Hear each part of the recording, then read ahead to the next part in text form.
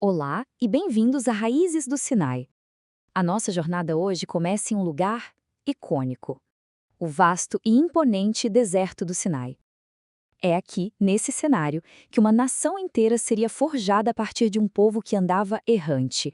A grande pergunta é essa, né? Como um grupo de nômades vira uma nação? Para os israelitas, o desafio era gigantesco.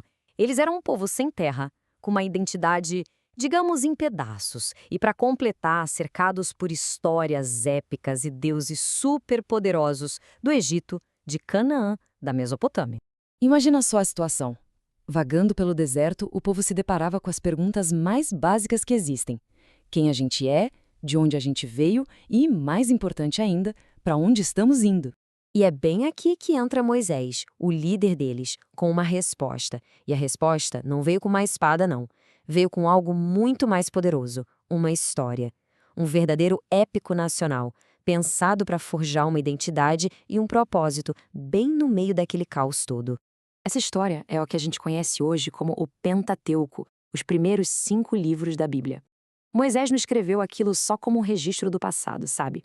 Era, na verdade, um guia de sobrevivência para a alma de uma geração que estava perdida no deserto. Dá para pensar nisso como a certidão de nascimento de uma nação. Uma ferramenta para esculpir uma identidade, conectando as dificuldades do dia a dia no deserto a uma narrativa divina e histórica muito maior. E aqui está a grande sacada da abordagem dele. Moisés costurou a realidade daquela geração na própria história da criação. Por exemplo, o mesmo espírito que pairava sobre as águas lá em Gênesis é descrito pairando sobre Israel no deserto. O Jardim do Éden não era só uma história antiga, era um modelo, um vislumbre da terra prometida que eles tanto buscavam.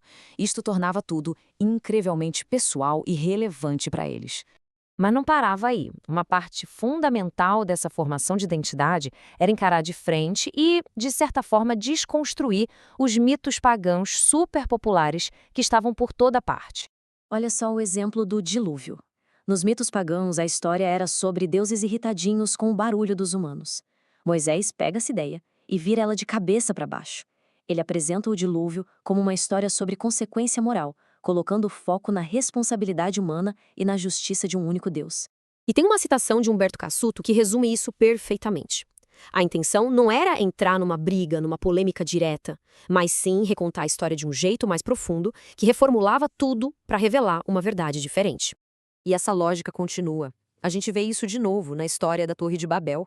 É quase uma sátira do orgulho babilônico. O relato bíblico pega o maior símbolo de poder deles e o transforma numa lição sobre a arrogância humana. O que era para ser o portão do céu vira só confusão. Bom, então a gente viu como os mitos foram reescritos. Mas essa reformulação foi muito além. Ela chegou no coração da sociedade, nas leis que iriam governar essa nova nação. A lei mosaica trouxe ideias que, para a época, eram absolutamente radicais. Pensa só, a lei dizia que o olho de um plebeu valia a mesma coisa que o de um nobre. E mais, que o pecado podia existir no coração, no pensamento, mesmo que ninguém fizesse nada por fora. Isso era algo inédito nos códigos de lei daquele tempo. Mas olha, o desafio mais radical, mais chocante ao mundo pagão não estava numa história ou numa lei. Estava bem no centro da adoração de Israel, o tabernáculo. O tabernáculo foi projetado com vários elementos que eram familiares para os povos da região. Tinha uma tenda para a divindade, uma arca, querubins. Tudo isso criava uma expectativa em quem visitasse, uma sensação de familiaridade. E essa familiaridade toda era de propósito. Ela levava a uma pergunta inevitável e, na verdade, bem chocante. Qualquer um que entrasse ali esperando ver um ídolo ia encontrar algo totalmente inesperado. E aqui está o ponto alto de toda essa desconstrução. No lugar mais sagrado, onde qualquer pessoa do mundo antigo esperaria encontrar a imagem de um deus, não havia nada. Só um trono, vazio. Uma ausência que falava mais alto do que qualquer estátua de ouro. Essa era a desconstrução final. O Deus de Israel não era para ser visto, mas para ser crido. A presença dele não estava num ídolo, mas no sangue da expiação, lá sobre o propiciatório. Então, vamos amarrar as pontas. Através desses mitos corrigidos, dessas leis únicas e do grande mistério do trono vazio, Moisés estava, na verdade, forjando uma identidade super resiliente para Israel. Uma identidade capaz de sobreviver ao deserto e a tudo que viria depois. E isso nos deixa com uma reflexão, não é? Será que uma única história, quando contada com esse poder todo, pode mesmo definir o destino de um povo por milênios? Essa narrativa deu àquele povo errante um passado, um propósito no presente e uma esperança para o futuro que dura até hoje.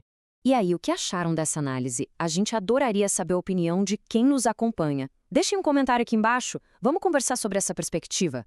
E claro, para mais mergulhos profundos como este, não se esqueçam de se inscrever aqui no canal e continuar explorando essas histórias fundamentais com a gente.